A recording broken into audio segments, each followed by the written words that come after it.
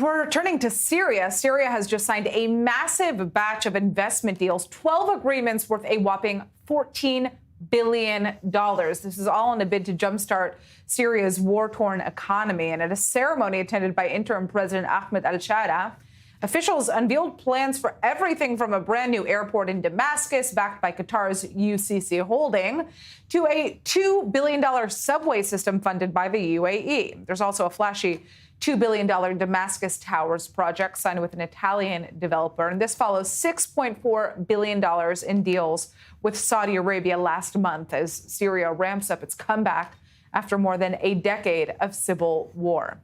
Joining us now is our senior Middle East correspondent, Ariel Osan. Okay, so we have a lot to break down here. But these new investments from Gulf states and also international players signal a shift here, right? We are seeing very widespread support for this interim government, it seems.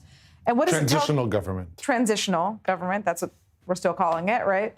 But what does this tell us about Syria's reintegration into the world, into both regional and global economics? Yeah, look, Syria's open for business. That's the long and short of it. This wouldn't have happened if the United States wouldn't have removed the sanctions. That's why this is so important. And Syria is a war-torn country in the wake of over a decade, nearly a decade and a half of a civil war.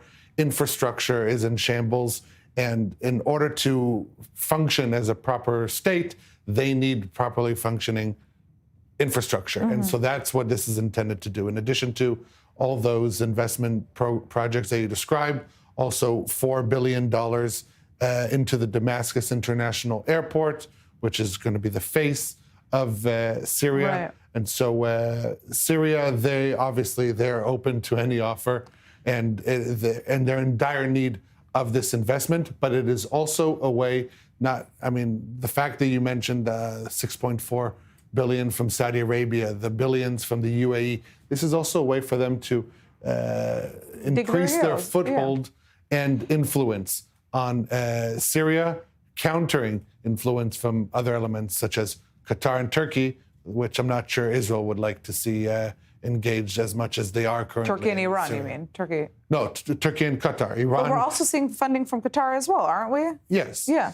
Yes, but ultimately what Israel would like to see is Syria aligning themselves more with Saudi Arabia, the UAE, rather than Turkey and Qatar, the sponsors of the Muslim Brotherhood. Okay, but obviously, how does Israel view this? What are we hearing from Israeli government sources? Obviously, there's a lot of fear, especially given what we just saw in Sweden against the Druze minority, against other minority groups in the country, the Alawites, for one.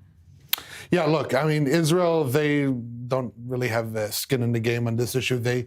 Israel wants to see a prospering Syria. It's engaged in talks for de-escalation, a security agreement, perhaps even potential normalization down the line. And so for that to happen, Syria needs to become more stable. This is how you get them there. It's not the only way. Mm-hmm. It's not the only thing that Syria needs to do to get on the stability train.